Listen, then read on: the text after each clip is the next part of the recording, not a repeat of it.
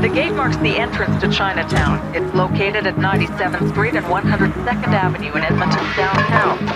And many people touch the lion's tongues to bring them bravery and luck.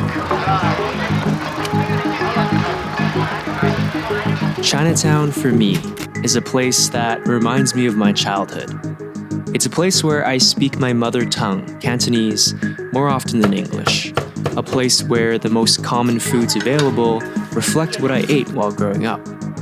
Char siu bao, gà lê ao lam fan, dim sum. But it's also a place that seems to be going through some sort of existential crisis these days.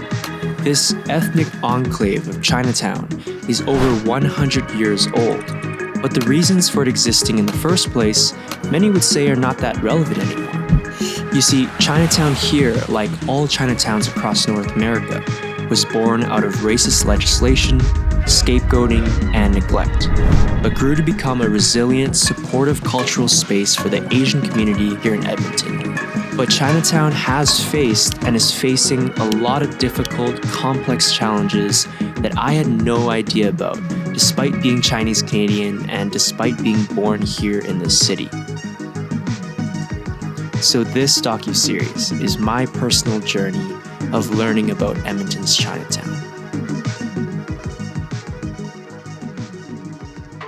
Like a lot of other Asian Edmontonians growing up in the early 2000s, I went to Chinatown for things like haircuts and family meals. But to be honest, ever since me and my family moved further west when I was around 10, I haven't really ever had a reason to go back to Chinatown. And nowadays, in my mid-20s, whenever I do visit Chinatown, I feel a bit sad and uncomfortable for some reason. Maybe it's a reminder that I don't feel all that close with my Hong Kong Chinese culture anymore, and I struggle to find the right words in Cantonese when I'm trying to make small talk with business owners. Or maybe it's the state in which I see Chinatown in, where it's more common than not to see vulnerable people out on the streets as there's a high concentration of social agencies in the area.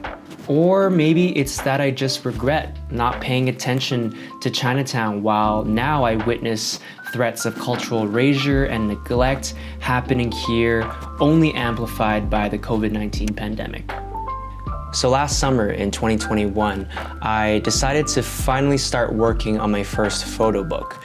As a photographer who's really only ever shown his work online, I wanted to challenge myself to see if I could put together a body of work that tells a story of my root-seeking cultural journey in parallel to being introduced to my partner's South Korean culture and her family for the past 6 years.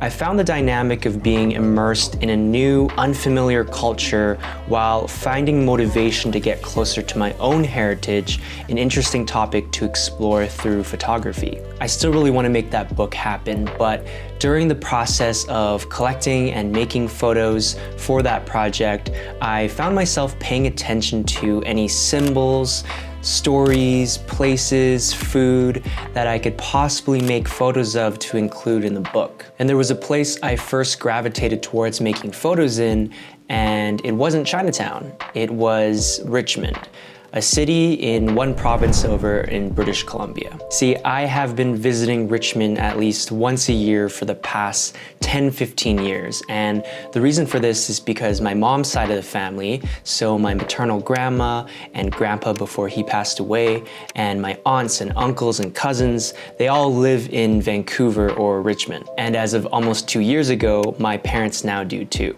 And Richmond is a really interesting place for me to explore because for me, it's almost like going to Hong Kong and being immersed in that culture without actually visiting Hong Kong. According to Wikipedia, Richmond has an immigrant population of 60%, the highest in Canada. And almost 75% of its population is of Asian descent, many of whom immigrated in the late 1980s, mostly from Hong Kong, Taiwan, and mainland China. So before I even considered Chinatown, Richmond was my playground for just walking around and taking photos to see how my family's Hong Kong Chinese culture was being preserved, embedded, and transformed with new waves of immigration. Richmond in many ways was like my bigger version of Chinatown, but I could only ever visit for a week or two a year. So whenever I returned to Edmonton and looked through my photos, I realized I needed something more. I needed something here, and that's when I considered visiting Chinatown again.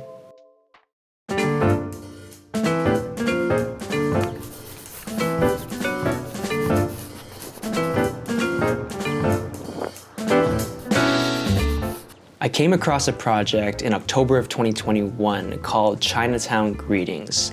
Chinatown Greetings was started by two artists named Shan Si and Emily Chu, and it aims to explore ways to build healthy relationships between artists and the Chinatown community for sustainable long-term connection. So Chinatown Greetings really caught my attention because before then, I couldn't really see a way to photograph Chinatown for my project without it feeling kind of surface level or somehow exploitative. Something that a local poet, Wai-Ling Lennon, said in an interview about her work with Chinatown really resonated with me. And she said, "There is also a part of me that is wary of auto-exoticization and fetishizing/tokenizing our experiences to produce art that may be received by audiences wearing an Orientalist gaze." So I ended up emailing Sean and Emily to express my excitement for Chinatown Greetings, and I went to their first pop-up event to take some photos and meet them in person. I had never seen so many people in Chinatown since I started visiting again. There was a news crew covering the event, and it was just nice to see some artistic activities happening there. Sean and Emily had commissioned a local artist by the name of Ray Dak Lam to create these beautiful Chinatown banners. In fact, it's the one right behind me here. They gave them out to 100 different businesses in Chinatown to display in their storefronts, literally injecting art into the neighborhood that reflects the neighborhood. So this whole thing was really inspiring to see. It gave people a reason to visit Chinatown again. And Emily and Sean wanted to keep in touch, so we met over lunch the following week where I told them about my photo book idea and my journey of getting to know and understand my culture again. And we talked about how I could possibly use my photography to learn more about Chinatown and the things that are currently challenging it. Shortly after this meeting, Sean let me know about a certain Tell a Story Hive grant that he thought that I should apply for. And long story short, I applied with this broad Chinatown Greetings video idea, and to my surprise, I got it in January earlier this year, 2022. Of course, I was really grateful and excited, but also nervous because this meant I actually had to do this. And at that point, I didn't even know what this was and where to start. Luckily for me, Sean became my unofficial mentor for this project, especially in those first few weeks when I was wrestling back and forth with what this docuseries could possibly look like. After exploring a lot of options and looking at the timeline for production, which was about 4 short months, and with the support of my family and my friends and my partner Sunny, I sat down and got to work. I first went to the two people I think of when I consider my ties to my Hong Kong Chinese culture, my mom and dad. I asked them what they remember of Edmonton's Chinatown and their personal relationships to the place. But yeah, what was, I guess even you can think back to when you were even younger. Did you go to Chinatown lots? No, we went to Chinatown quite a bit because actually our cousin or my uncle has a store there right in Chinatown. He actually owned a Chinese grocery and restaurant. So we, as a kid, actually, we hung around Chinatown quite often, That was like our place to go. The 80s. Yeah, 80s first. That would be us going to Chinatown quite often. And I was, thinking about like the mid 80s when we, we move out closer to the downtown area on our own, and then basically personally for me, I try to keep connection with my upbringing in Hong Kong. It's all the Chinese family, right? So and then I don't say we didn't have like a lot of streaming service like or internet service like YouTube or Netflix, say that you can actually access to some online like the culture and the latest development. So we had to actually go there like every Saturday to weekends to rent some VHS tape like Chinese episodes or pick up some Chinese newspapers from the bookstore, and there's a particular one Chinese bookstore that has been there like a long time. And I remember the owner there. I knew for many years and until he retired. So that's so basically I had to pay a visit like almost every Saturday. We went out supper to of course, dim sum was a good Chinese restaurants, even the dinners and so on and so forth. Hair salon was there, we go there. Hairdresser was also in Chinatown. As I listened to my parents describe their individual and collective experiences with Edmonton's Chinatown in the late 60s to 90s, I realized that maybe I wasn't so much of a stranger to Chinatown after all. I found out that my mom's aunt and uncle actually owned a store in the original Chinatown in the 60s and early 70s, and my dad, when he immigrated in the 80s, visited Chinatown at least once a week. The places they described and the things they did were their ties to their home country and seeking out a community here. And when I was born, I guess it was just natural to continue bringing me and my sister to Chinatown.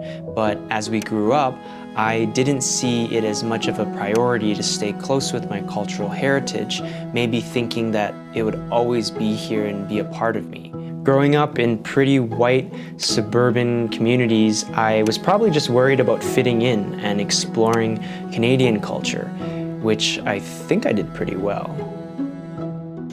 All right, it's lunchtime right now. We're going tobogganing later. Yeah, I'm just sitting here, like I said, doing some homework.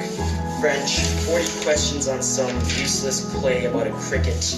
But now I see parallels with my mom and dad in Chinatown, and I realized that this project was not only an exploration of my own cultural identity, but also a way to stay connected to the journey that my parents took as first-generation immigrants. My parents immigrated to Canada at significantly different times, but it seems like Edmonton's Chinatown was a pretty big part of both of their ties to their home country. And the time that they spoke of being in Chinatown, they were about the same age as I am now. So that made me think that there was something here and a lot to dig deeper into. Here's a picture of my aunt. 你好多。梗係講嘅，哦，那講得。兩間我哋嘅一間97雞。Grew the bean sprouts, packaged them, and then we delivered them.